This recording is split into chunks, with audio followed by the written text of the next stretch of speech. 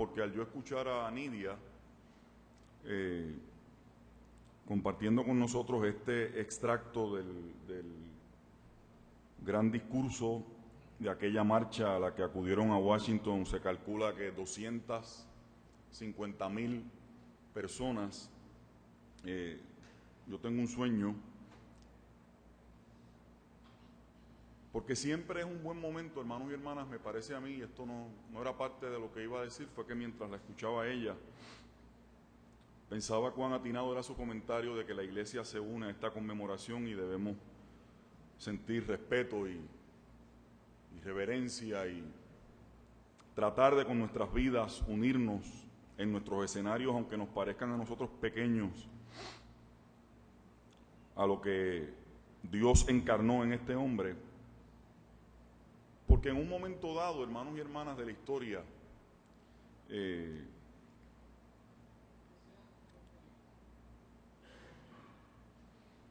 la Biblia fue utilizada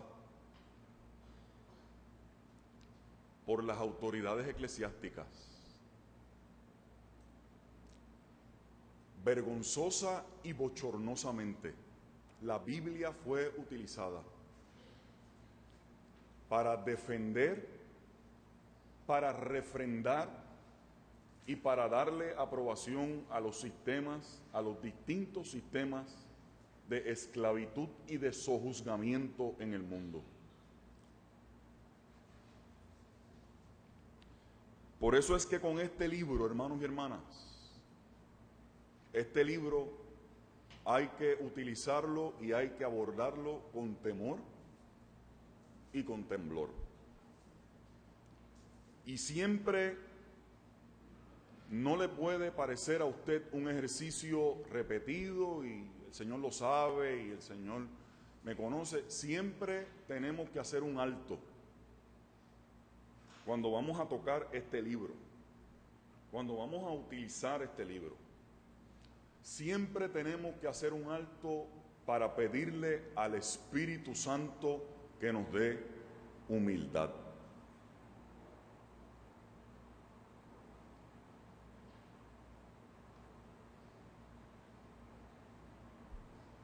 No soberbia ni arrogancia, sino humildad. Porque con este libro, hermanos y hermanas, y utilizando a conveniencia, por ejemplo, la carta del apóstol Pablo a Filemón y algunas expresiones del apóstol en las cartas, les acabo de decir hace un momento que se defendió una de las gestas de muerte más ignominiosas y más bochornosas en la historia de la humanidad, que es la esclavitud. Déjenme decirle otra partecita de la historia de por qué estoy diciendo esto. Con este libro, que es nuestro libro de fe, y eso nadie nos lo va a quitar a nosotros, porque nosotros somos creyentes cristianos y no nos tenemos que sentir amenazados por nada ni por nadie. Con este libro, hermanos y hermanas, en las manos, mientras hombres y mujeres luchaban algunas causas de reivindicación y de igualdad social, y se pedía el voto, el sufragio para la mujer, y hombres y mujeres se ponían en la línea de batalla y derramaban su sangre para defender el voto de la mujer, y hombres y mujeres, trabajadores y trabajadoras en Chicago y en Nueva York, entregaban su vida para que hubiese condiciones de trabajo para todos los obreros que fuesen más justas. Este libro se usaba, hermanos y hermanas, por algunos líderes eclesiásticos que pensaban que era más conveniente estar bien con los poderes dominantes del Estado que estar bien con las causas verdaderas de la justicia. Bochornosamente utilizaron este libro para defender el hecho de que la mujer no debía tener derecho al voto. y que las cosas debían permanecer tal y como estaban. Que fieles a la tradición de la antigua polis griega, donde se hablaba de la democracia, pero la democracia solamente era para los hombres y para los hombres libres de ciertas clases sociales. Así debía permanecer el mundo. Así que cuando la hermana Nidia dice lo que dice, entraña unas poderosas razones que nosotros debemos considerar y abrazar. Estando Martin Luther King en la cárcel en Birmingham, Alabama, para allá para el año 1963, bueno, es que estuvo preso un montón de veces. Allí le llegó una carta, miren qué cosa más interesante. Y le llegó una carta de una serie de clérigos, de ministros, de obispos de iglesias evangélicas, protestantes, católicas, hasta incluso un rabino judío le escribió en aquella carta. Y cuando nos imaginamos que él abría esa carta pensando que iba a recibir el apoyo, el respaldo, la solidaridad de aquellos compañeros ministros, la carta básicamente era para decirle, me gustaría invitarle a aquellos de ustedes que su fe siempre es curiosa y quieren buscar y crecer y aprender, lo hagan. La carta existe y se puede leer. Le enviaron una carta para decirle a él que básicamente, para resumirle en una oración, la carta es muy larga, dejara las cosas como estaban. Porque ellos se sentían de alguna manera muy cómodos con el hecho de que se estuviese manejando la cosa en ley y en orden.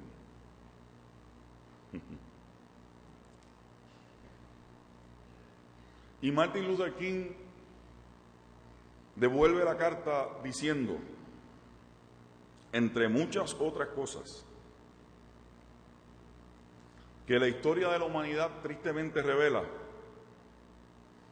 que los que dañan, explotan y oprimen la vida de otros y de otras siempre van a pensar que las cosas están bien. Así que las exigencias para los cambios no las van a traer los que están bien.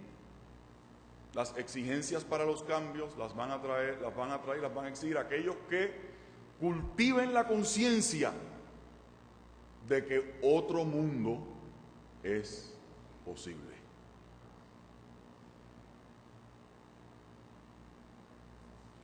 Podría casi dejarlo ahí hoy, ¿verdad que sí? Pero no los voy a dejar ahí, se los dije la semana pasada que la guachafita de los 15 minutos se acabó.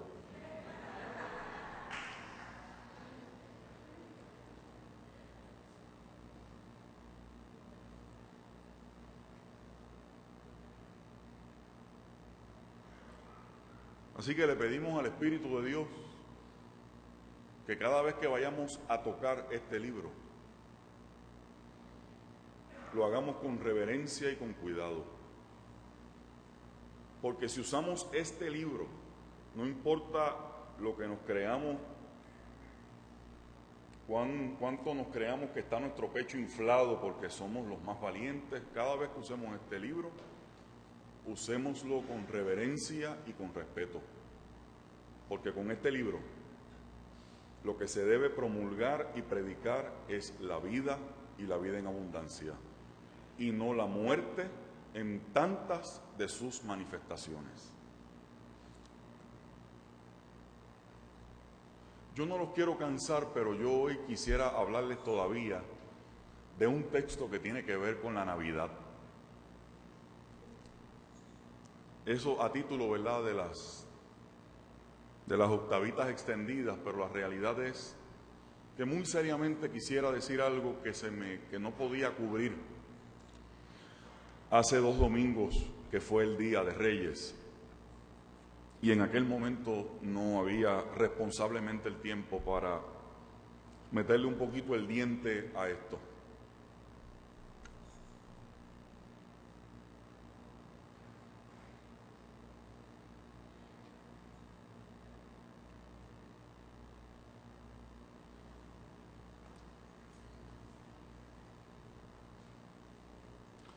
lo pueden solamente escuchar, hermanos y hermanas, no hace falta, ustedes lo saben ya de memoria.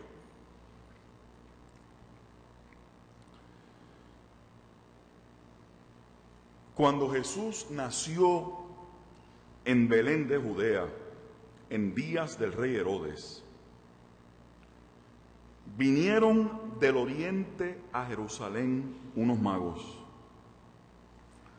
diciendo: ¿dónde está el rey de los judíos que ha nacido? Porque su estrella hemos visto en el oriente y venimos a adorarle.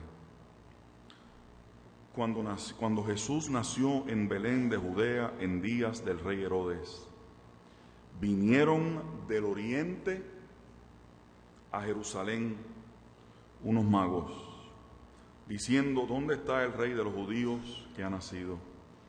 Porque su estrella hemos visto en el oriente y venimos a adorarle. Dios bueno,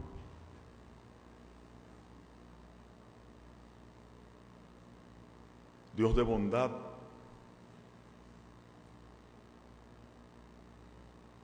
Dios que te revelas, a ti te pedimos en esta mañana que las palabras que van a salir de mi boca, fruto de las meditaciones de mi corazón, puedan encontrar, siempre que sean tuyas, terreno fértil en la vida de estos hombres y de estas mujeres que están frente a mí,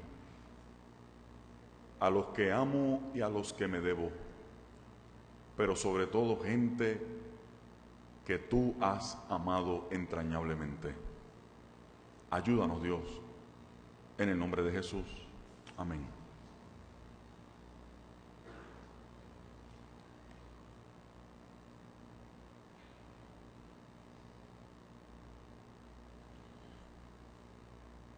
Ya nosotros habíamos dicho y habíamos tratado de llamar la atención en alguna vez pasada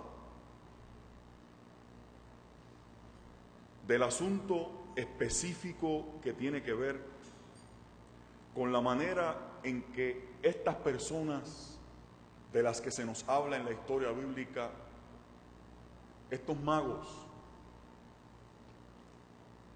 al ver una señal, tomaron la determinación firme de hacer caso de esta señal. Y en algún momento de los domingos pasados, hacíamos el llamado a la iglesia a que en este nuevo año y siempre, pero aprovechando que estamos todavía en esto de los comienzos del año, este texto nos invita a vivir en esa constante expectativa y oportunidad de cómo Dios se revela a nuestra vida, de la capacidad que tiene Dios de distintas maneras revelarse a la gente, y ahí muy bien aplica este asunto de cómo Dios sabe cómo a cada cual, y aquella frase de por dónde le entra el agua al coco, ¿verdad que sí? Y cómo Dios busca las maneras de revelarse.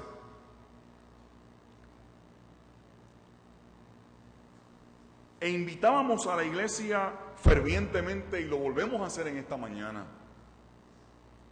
a que nosotros, como una forma de ejercitar nuestra fe y que nuestra fe se haga más viva y más real, nosotros vivamos alertas, vivamos sensibles, vivamos pendientes, no nos despistemos y no nos distraigamos en cuanto a las maneras en que este Dios se revela a nuestra vida. Pero no solamente es que Dios se revela a nuestra vida, sino que lo que estas personas hicieron, más importante aún, fue discernir y determinar que a aquella señal había que hacerle caso, que había que seguirle el rastro a aquella señal. forjaron en su voluntad la determinación de que en esta señal había algo importante que ellos debían entender. Que había un propósito que perseguir. Y que sería de bien para su vida.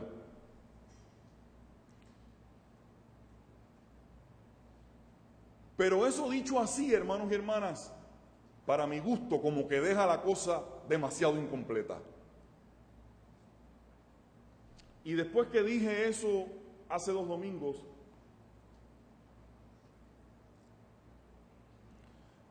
en esos rumeos que uno sigue teniendo con uno, en esos diálogos internos, me percaté que si dejaba la cosa así, no estaba mal, pero el argumento quedaba demasiado enclenque. Y a mí me gustaría en esta mañana, hermanos y hermanas, hacerle caso de algo de lo que posiblemente el texto bíblico no dé muchos detalles, pero que nosotros tenemos permiso para pensarlo. Y es, hermanos y hermanas, en esa, y escúcheme bien, porque aquí es donde está el ajo de la cosa hoy, es en esa trayectoria que hicieron estas personas desde su lugar de origen, cualquiera que haya sido, en algún país del mapa moderno, hasta donde ellos llegaron. Y déjeme decirle, los otros días Frances le compró a los nenes en Navidad nosotros tratando de comprarle algo, ¿verdad? Que contrageste un poco este asunto de los juegos electrónicos y de la violencia, ¿verdad? En los juegos, y que nosotros no le compramos, ¿verdad? Juegos violentos, creo yo. Y le compramos a los nenes un rompecabezas que es como un mapa del mundo. Yo me río porque lo armamos el otro día y cuando yo volví a leer este texto las otras noches, lo dejamos armado el mapa y yo como un nene chiquito en la noche fui a mirar el mapa otra vez. Porque desde donde se cree que estas personas salieron hasta llegar a Jerusalén, hermanos y hermanas, no es de aquí a Braulio Dueño, ¿sabe? A los que sean de Bayamón. No es de aquí a ni es de aquí a Sanssouci, ¿sabe? Ni de aquí a Rexville. En hablar, hermanos y hermanas, de un desafío que se nos presenta para este nuevo año. Estas personas vieron una señal. Y no bastaba con ver la señal. Hubo la necesidad de moverse afirmativamente. Escúchenme. Hubo la necesidad de activar intencionalmente la voluntad para moverse. Escúchenme. Hubo la necesidad de moverse desde donde ellos estaban, en la comodidad de su espacio conocido, de su cultura, de su tierra, de su religión ajena al lugar al que llegaron, y llegar hasta ese lugar.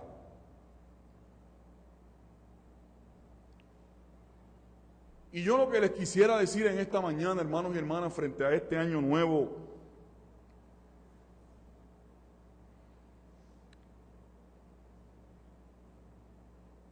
es que las realidades que nos han tocado vivir y que nos tocan vivir a diario, las circunstancias que le ha tocado vivir a nuestro pueblo y al mundo, y las circunstancias que le toca vivir a cada uno de ustedes y a mí, en el plano personal, más íntimo, tal vez familiar, con las decisiones que durante este año usted tenga que tomar, para que usted lo vea, que esto que estoy diciendo es pegado a su vida también, con los conflictos, con las situaciones conflictivas que en este año posiblemente le toque vivir a usted. con las noticias incómodas o desagradables con las que tenga que enfrentarse durante este año. Y llámelo como usted quiera, toda suerte de asuntos que se presentan inadvertida, inesperada y a veces indeseadamente en nuestra cotidianidad, como individuos y como pueblo. Vamos a vernos en la obligación de caminar. Y cuando usted examina la geografía por la que estas personas caminaron, hermanos y hermanas,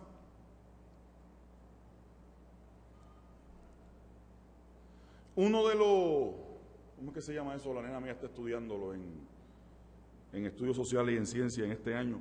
Uno de los ecosistemas que estoy estudiando con mi hija, así que las cosas, estoy haciendo un repaso de cosas, ¿verdad? Le tocó pasar a estas personas, y quiero usar esa imagen ahora como un símbolo, le tocó pasar a estas personas por el desierto.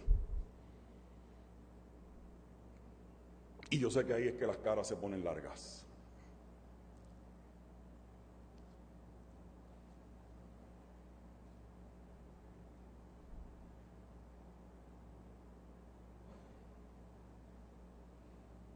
Le tocó pasar por el desierto. Con tal de llegar al cumplimiento de la señal, le tocó pasar por el desierto.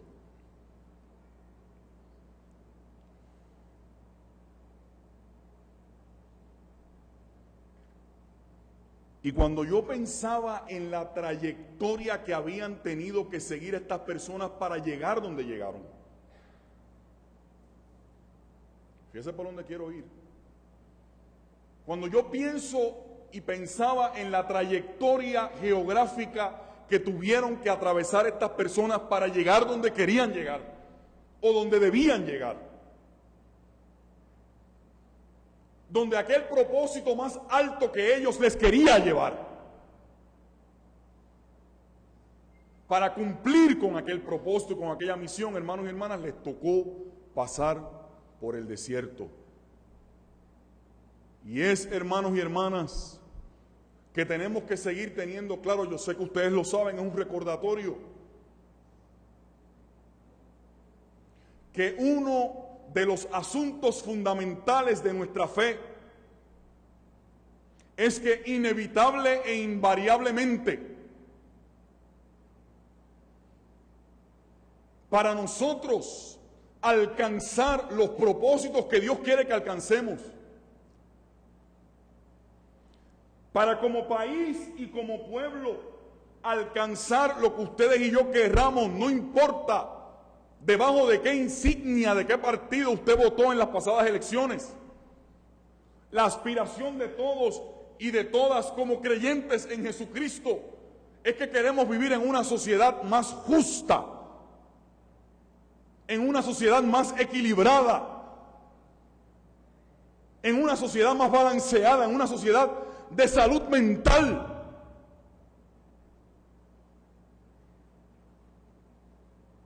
Para llegar a ese propósito, hermanos y hermanas, hay que caminar desde el oriente hasta Jerusalén. Y posiblemente hay que caminar por el desierto.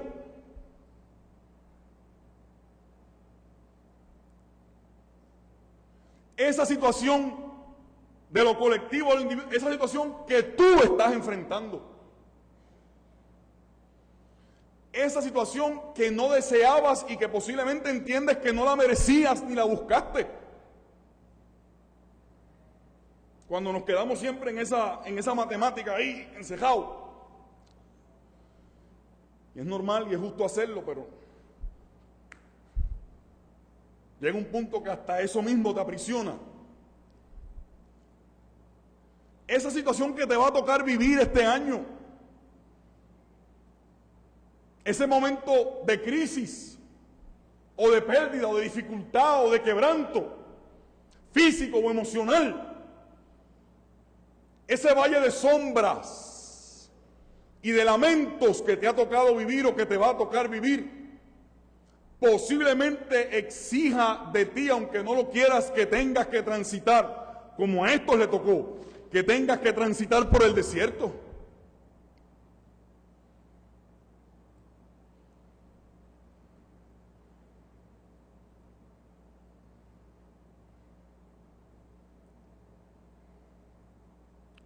Esta gente, hermanos y hermanas,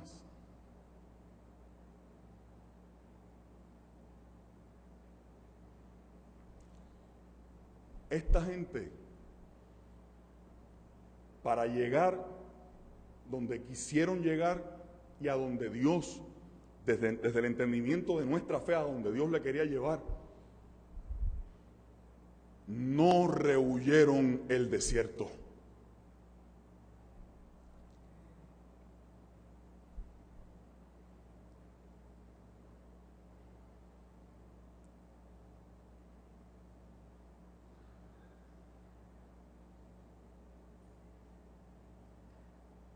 ¿En cuántas ocasiones, hermanos y hermanas, es más fácil quedarnos donde estamos?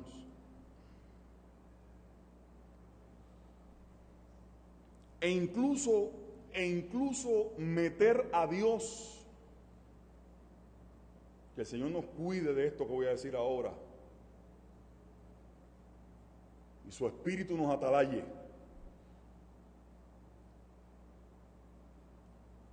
De quedarnos paralizados, como se pudieron haber quedado paralizados estos frente a la señal. Óigame, paralizados. Nosotros también nos podemos quedar paralizados frente a las circunstancias que nos rodean y dejarnos invadir, por la apatía o por la indiferencia. Y a esa apatía y a esa indiferencia, ya destructivas y pecaminosas de por sí, le añadimos un pecado peor con la boca y decimos: no te preocupes, si las cosas, uno se queda tranquilo, porque las cosas son como Dios quiere.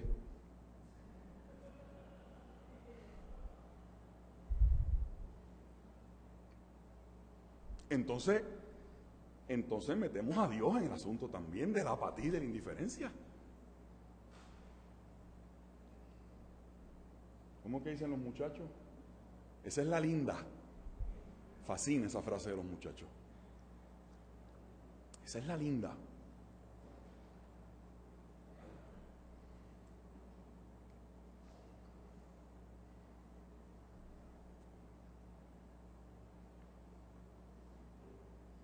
Una de esas frases extraordinarias de Martin Luther King que yo he tratado de hacer mías, de las muchas cosas valiosas que yo no puedo tener duda alguna, que no fue otro sino Dios al único que se le pudieron haber ocurrido. Y se las puso en el corazón y en la mente a este hombre brillante y sensible, y que trato de vivir mirando. Decía él: la medida última de un hombre, y digo hombre, ¿verdad?, porque aunque Martin Luther King era muy inclusivo, no había mucha conciencia del lenguaje inclusivo en esa época, ¿verdad? La medida última de un ser humano, diríamos ahora más correctamente. La medida última, oiga, la medida última de un ser humano no es donde se sitúa en momentos de solaz y de conveniencia. La medida última de un ser humano no es donde se sitúa en momentos de solaz y de conveniencia. La medida última de un ser humano es donde se sitúa en los momentos de retos y de controversias.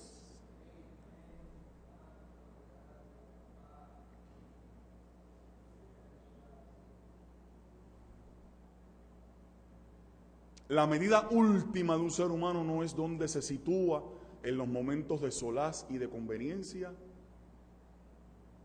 Por eso es que el viejo himno evangélico lo dice: fácil es cantar cuando reina ¿qué?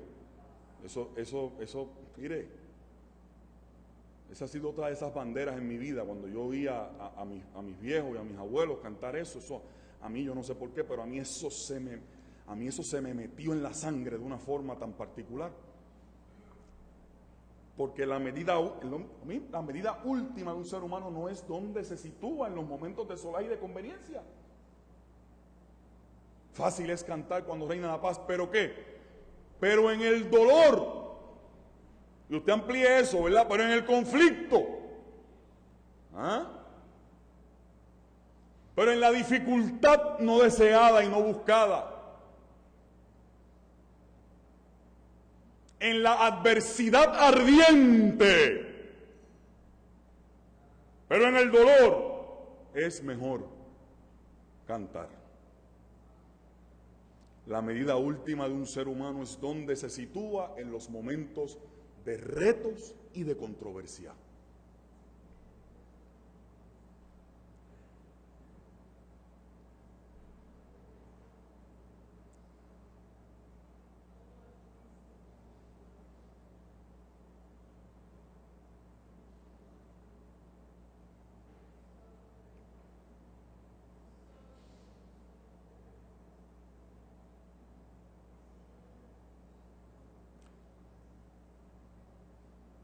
Hay que caminar.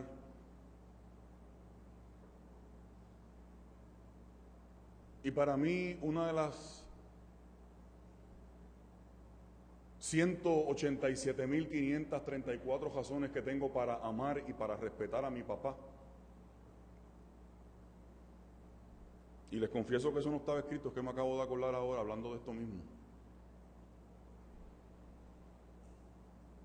Y quiero decírselo mientras tenga la oportunidad de tenerlo conmigo y de yo estar con él.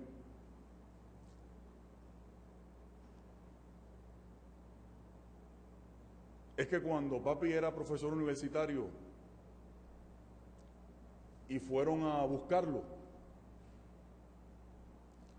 para ver cómo acusaban momentos de reto y de controversia, no de solaz y de conveniencia, para ver cómo acusaban injusta y traperamente a un estudiante universitario de algo que no había hecho. Y vinieron con todo ese aparato de represión para intimidarlo y ver qué era lo que él iba a decir y a contestar. Una de las razones por las que amo y respeto a mi papá, además de ser mi padre biológico, es porque en aquel momento, no de solaz y de conveniencia que la pudo haber adoptado diciendo, no, yo no vi nada. En aquella época de los 60 y 70 en la Yupi, que las cosas estaban tan difíciles y que decir una cosa o la otra implicaba ser marcado negativa y nefastamente por el resto de la vida. Papi, gracias. Y en ese momento de Miguel Udo Ricci, que murió hace poco, ese hombre escribió un libro y allí menciona a papi porque se paró este profesorcito universitario que medía 6,1 y dijo la verdad para evitar que se cometiera un atropello y una injusticia contra aquel joven universitario. La medida última de una persona no es donde se sitúa en momentos de solaz y de conveniencia, pero sí donde se sitúa en los momentos de reto y de controversia. Yo alabo el nombre de Dios por eso. Por hombres y por mujeres que desde la plataforma y el escenario de su fe vivida y vivida asumiendo las consecuencias que haya que asumir, han optado siempre por la razón y por la verdad, por el decoro y por la honestidad, por la integridad y por las manos limpias. Alabado sea el nombre del Señor.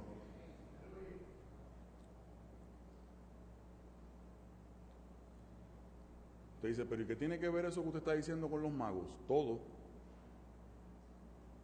Porque para lograr hacer eso hay que estar dispuesto a caminar. Hay que estar dispuesto no solamente a verla, hay que estar sensible no solamente a ver la señal, sino a seguirla. ¿Ves? No es verla nada más, es seguirla.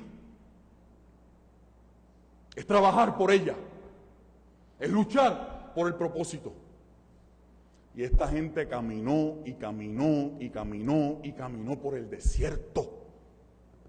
Metas eso en la cabeza, caminó por el desierto. Imagínense que tiene que haber habido momentos de peligro, momentos de incertidumbre. ¿Valdrá la pena esta locura que estamos haciendo? ¿Llegaremos al sitio donde se supone que tenemos que llegar?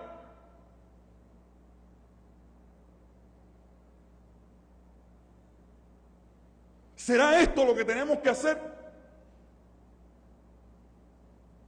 ¿Para algo servirá esto que estamos haciendo? No me diga que esas preguntas usted no se las ha hecho en algún momento de su existencia.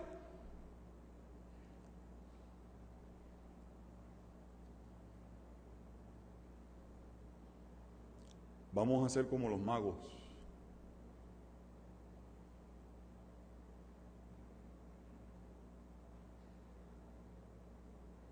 Que por el tipo de descripción que uno lee de quienes debieron haber sido, posiblemente estaban muy cómodos donde estaban. Muy cómodos. No voy a entrar ahora en esa explicación sociológica, pero no la tome por fe, vaya y busque. ¿Quiénes posiblemente eran estas personas? ¿Y qué lugar social ocupaban? Además, para llevar oro, incienso y mirra, en la forma en que lo llevaron no podían ser, ¿me entiende? No podían ser unos pelados. Busque, lee.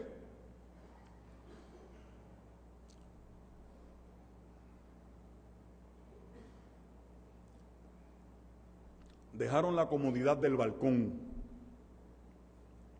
Dejaron la comodidad del balcón. Dejaron la comodidad del cuarto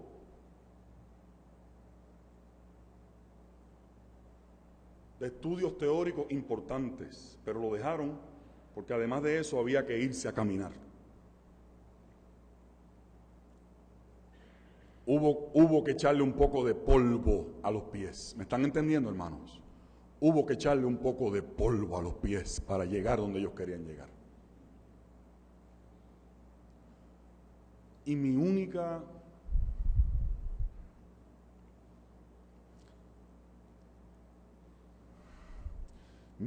oración a Dios, mientras hablo con ustedes en esta mañana, simultáneamente, mientras voy hablando con ustedes, mi única oración es que Dios encuentre siempre a la gente de su pueblo sensible y lista, no solamente para ver la señal, sino para lanzarse al camino para perseguir el propósito de esa señal. Las señales de Dios no son para entretenernos, las señales de Dios no son para turbarnos, las señales de Dios no son para espaciarnos.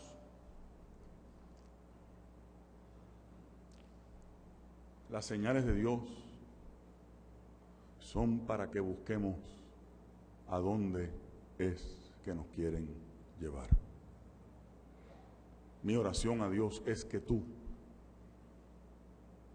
permitas que el Espíritu Santo de Dios te mueva, te guíe, te enseñe no solamente a ver la señal, sino que te mueva, te guíe y te enseñe a, con las consecuencias y costos que pueda haber en el camino, buscar el propósito, el cumplimiento y, por qué no decirlo, nuestra fe, para buscar a qué nueva victoria te va a llevar esa señal. Que Dios nos bendiga, hermanos y hermanas.